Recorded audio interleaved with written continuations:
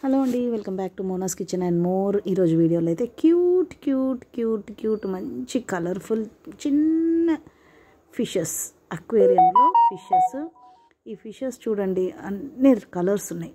ఇలాంటి కలర్స్ ఇప్పుడు కొత్తగా వస్తున్నాయి అంతా కూడా. మరి ఇవంతా న్యాచురల్వే, కానీ కలర్స్ చూడండి, అదేదో వాటికి వేసినట్టే ఉన్నాయి. అన్ని రంగులు ఉన్నాయి చూడండి.